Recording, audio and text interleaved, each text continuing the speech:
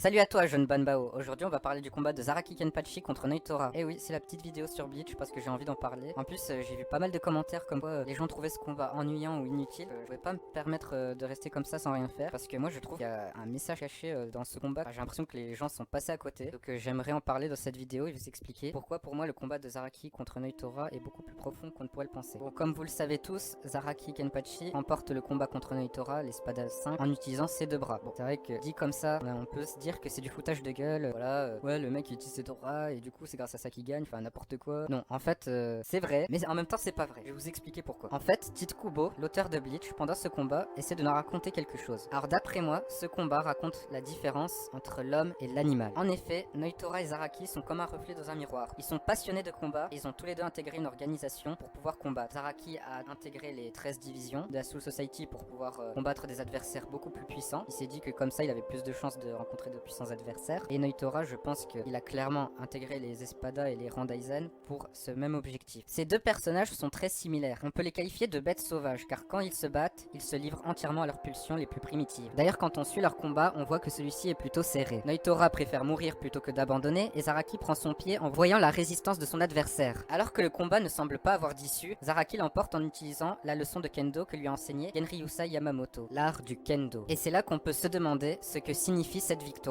Alors comme je vous l'ai dit tout à l'heure, pour moi cette victoire symbolise la différence entre l'homme et l'animal. Tout à l'heure j'ai qualifié Zaraki de barbare. Ce terme signifie qu'un être est en état de sous-culture, ce qui signifie l'absence de culture de l'individu. En gros, pour faire simple, un individu qui n'a pas de culture, par exemple, c'est un individu, tu l'invites à table pour manger et il voit une fourchette et un couteau et il comprend pas à quoi ça sert. Lui il mange avec ses doigts, tu vois. Ce qu'il faut bien comprendre, c'est qu'un individu qui n'a pas de culture est très très proche de l'animal, car il ne peut pas s'intégrer en société, car il n'a pas les codes. Et Zaraki c'est pareil, il n'a pas de culture du combat, il ne connaît pas le kendo, il a appris à se battre tout seul, tel un animal sauvage pour se défendre. En gros, c'est un autodidacte. Il a appris à se battre dès son plus jeune âge pour survivre. On peut le voir dans le flashback de l'arc Quincy, pendant son combat contre Unohana, où on voit que dès qu'il était très jeune, il se battait déjà. D'ailleurs, l'image où il apparaît, c'est au-dessus d'une montagne de cadavres. C'est justement pour nous montrer dans quel environnement il a grandi. Tel un animal qui doit se battre, Zaraki a dû apprendre à se battre très jeune afin de pouvoir se défendre, car il vivait dans le quartier le plus dangereux de tout le Rukongai. Mais bon, ça forcément, les gens qui disent que ça aurait dû s'arrêter à Aizen, hein, ils peuvent pas le savoir. Désolé. Bref.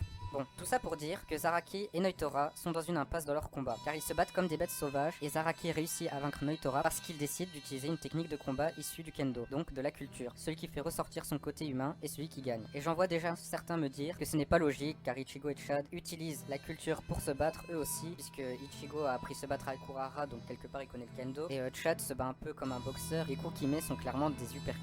Oui, sauf que premièrement, Chad et Ichigo, eux, ils venaient tous les deux de se battre quand ils ont croisé Noitora. Donc forcément, ils étaient épuisés et ils avaient aucune chance dès le départ. Deuxièmement, Zaraki, si lui, il réussit à gagner, c'est justement parce qu'il mélange ce côté animal avec ce côté humain. Donc la culture et le côté animal. Zaraki réussit clairement à trouver un équilibre entre ces deux choses-là. C'est d'ailleurs pour cette raison que Ichigo, dans le tome 25, lorsqu'il apprend à maîtriser son holo, a une vision de Zaraki Kenpachi dans son subconscient. Ichigo, jusqu'à présent, s'est toujours battu pour des raisons, pour protéger ses amis. Il y a un côté clairement humain dans sa façon de combattre, il a besoin d'être raisonnable, d'avoir une raison de se battre, une motivation. Sinon il ne peut pas se motiver à faire du mal à la personne en face de lui, même si celle-ci est décidée à le tuer. Et justement, son holo intérieur lui parle d'instinct. Et à qui est-ce qu'Ichigo pense quand on lui parle d'instinct? Il a une vision de Zaraki Kenpachi. Depuis tout à l'heure, je vous parle de côté humain et de côté animal. Mais ce que j'essaie de vous dire par côté animal, c'est justement cette histoire d'instinct. Les animaux savent qu'ils doivent se nourrir sans qu'on ait eu besoin de leur expliquer dans un cours d'SVT. L'instinct c'est ça, c'est savoir faire des choses, faire ce que tu as à faire sans te poser de questions en fait. Et c'est pour cela que Ichigo a une vision de Zaraki dans son subconscient, car c'est l'adversaire qu'il a combattu qui se reposait le plus sur son instinct. Et c'est justement pour cette raison qu'Ichigo réussit à maîtriser son pouvoir de holo. Il se repose plus sur son instinct. Il comprend qu'il doit soumettre le holo sans se poser de questions. C'est d'ailleurs pour cette raison que son holo intérieur lui faisait un discours sur la monture et le roi. Ichigo jusqu'à présent évitait de se servir de ses pouvoirs de holo, mais une fois qu'il comprend qu'il ne peut pas les rejeter et qu'il doit justement les accepter, c'est là qu'il réussit à maîtriser son masque.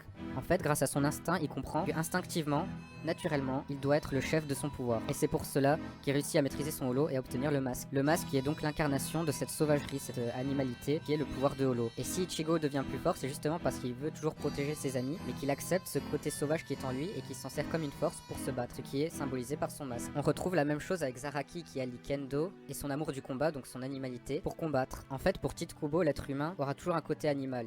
qu'il ne pourra pas contenir. C'est pour ça qu'au lieu de chercher à faire disparaître ce côté animal, il vaut mieux l'accepter et essayer de trouver un équilibre entre son côté humain et animal. Ichigo lui le fait avec son masque, Zaraki lui le fait en apprenant à maîtriser le kendo. Noitora lui au contraire, il décide de s'enfoncer entièrement dans ce côté animal. C'est pour ça qu'il n'arrive pas à obtenir la victoire justement. Tout ce qu'il désire, c'est voir son adversaire par terre. Il est entièrement contrôlé par ses instincts et ses pulsions meurtrières. Zaraki et Noitora obéissaient à leurs instincts meurtriers, à leurs pulsions primitives. C'est pour ça qu'ils se battaient à égalité et qu'il n'y avait pas de vainqueur. Ce qui a changé la donne dans ce combat, c'est que l'un des deux a finalement décidé de devenir plus raisonnable. Et celui-ci est Zaraki, et c'est pour ça qu'il a remporté la victoire. La culture, c'est quand l'homme tente de modifier la nature. Dans ce combat, la nature est représentée par l'instinct, et la culture par la technique. Dans le mythe de Protagoras, on nous explique que si l'homme a pu survivre de la nature, alors qu'il n'a pas de griffes et pas de carapace, c'est grâce à la technique. C'est grâce à celle-ci que l'homme a pu créer des outils pour survivre de la nature. Dans le cas qui nous intéresse ici, l'homme a créé le kendo, la technique de combat, l'art de l'escrime. Et c'est ça qui a fait la différence de ce combat et qui a permis à Zaraki Kenpachi de gagner. La technique, c'est ce qui faisait cruellement défaut à Noitora, et c'est pour ça que malheureusement pour lui, il a perdu ce combat.